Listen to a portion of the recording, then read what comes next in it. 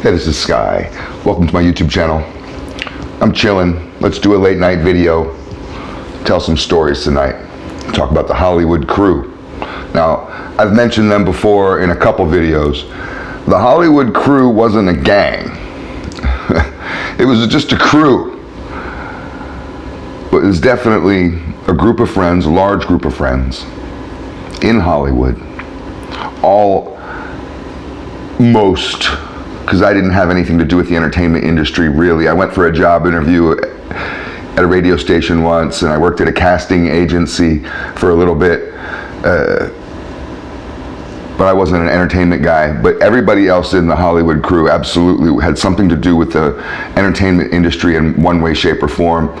Lots of musicians, people, comedians, and a lot of guys that were kind of behind the scene in various ways, production or in the magazine industry or whatever. And it was rather fascinating for me to meet these types of people, just regular guys really, but it kind of felt like everybody was on some sort of path. Everybody had moved to Hollywood for some sort of dream. I moved there to get away from the Central Coast, California.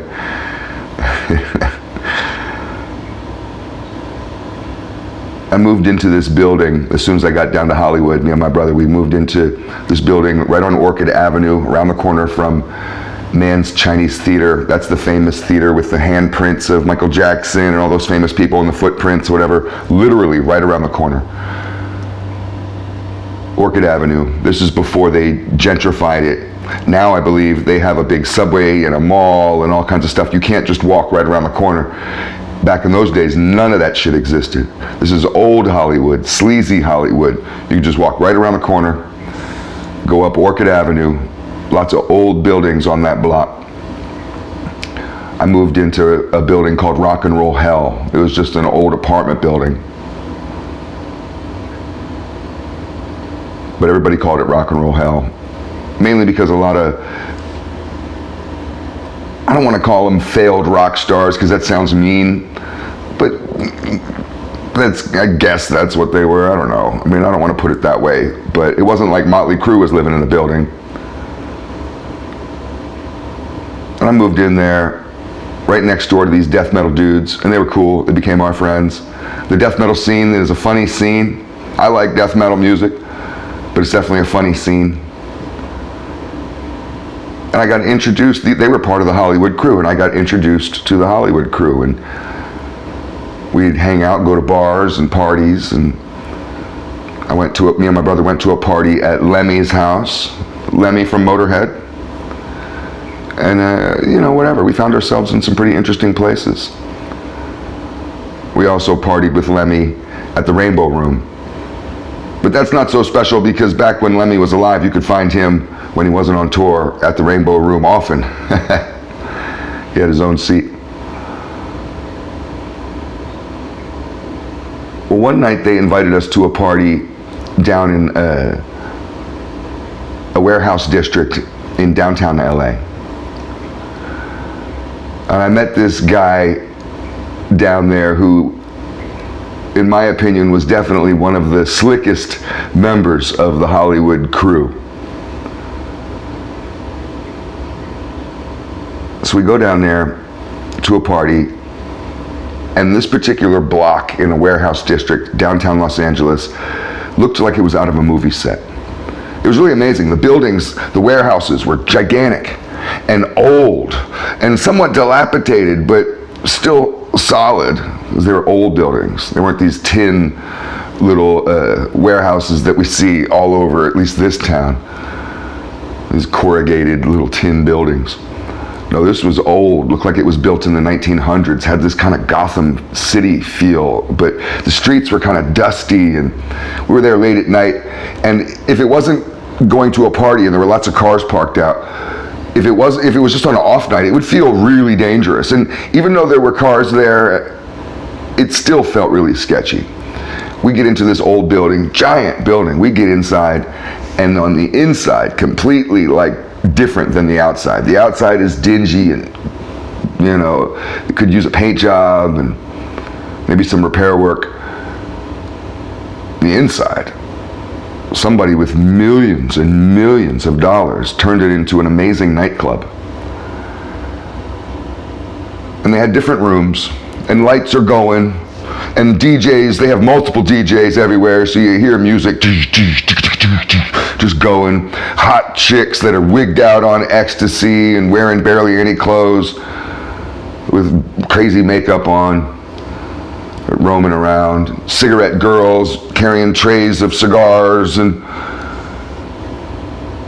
they had bars. I tried to order a beer. They had only one kind of beer, some bullshit light beer that tasted terrible, like dirty socks. I forget what it was. And I was just a beer drinker. Everything else they had was these fruity fucking drinks. I didn't want no fruity drink. So I'm drinking the dirty sock beer. We find our way to a larger room. They had a stage in there, and they're going to have some sort of event, some sort of, I guess, a concert. And before the concert, they have this guy get up on stage, and he's a comedian. And he's really fucking funny, and he has this kind of persona of a Midwest kind of farm boy, innocent small town boy. And he had blonde hair and a real clean cut look. He's wearing a suit and sneakers. Not a look that I suggest. If you're gonna wear a suit, wear dress shoes. That's just my rule though. Look like a 6-year-old wearing sneakers, but whatever. That's a different video. We talk about fashion in a different video. So he's wearing the suit and sneakers, and he's doing his routine, and it's hilarious. And he has some crowd interaction, which is really funny. The guy was really good. After the night was over and we're drinking, and I kind of ran out of money drinking the dirty sock beer, and I don't care how much DJs and lights and woofers, I eventually got bored of that scene. Me and my friends did. So I'm partying with the death metal dudes that night, so we go stand out front, kind of assemble the crew and people. We had a lot of guys there. Scott, all this, we had a couple Scotties. All the Scotties were there. Zoom, Brian, me, my brother, everybody, Jimbo, a whole bunch of guys. And up comes the suit and sneakers, the comedian. Apparently he's part of the crew, and he's like, so where are we going? What are we doing? What's going on, guys? And everybody's sitting there talking about what's the next move. And I got introduced to him, shook hands, told him, hey, he's funny, you know, entertaining show, I enjoyed it. And we're smoking a joint. Like I said, we're kind of plotting on what our next move is. And he finds his way over to me, and we start chatting. And it turns out his persona of Midwestern farm boy is just an act, and he was from that area, and I want to call him Chad, but I may be wrong on that. I know some of the Hollywood crew guys still. If you find this video, you can correct me. I forget what that homeboy's name was, the comedian. Not Scotty, not Scott. Scott's 7 feet tall. This guy was short, little blonde-haired guy. I want to call him Chad, so that's what we'll call him, but it may have been something else. And Chad was cool as fuck, and he was kind of a hustler. And we kind of vibed on this kind of street talk for a little bit as we all passed around this joint. And in the middle of our conversation, he pulls out of his pocket this watch. And he's like, man, what do you think about this watch? You want to buy this watch off me? Just out of nowhere. Motherfucker's gonna sell me a watch. And I'm like, no, I don't want your watch. You know, what the hell? And I took one glance at it. Well, I don't want that cheap ass watch. And he's like, no, he pushed it on me twice. He's like, no, man, check it out. You try it on, whatever, take a look at it, take a good look at it. And I was a little bit annoyed at this point. I don't want your watch, dude. But I take a good look at it. That's my motherfucking watch. This guy took my watch. I was shocked. I mean, I had a good laugh out of it. He just did it as a joke. He's like, don't kill me, don't kill me. Just playing around. It was an old Citizen's watch, kind of like a grandpa watch, antique watch, automatic movement, so it didn't take a battery or nothing.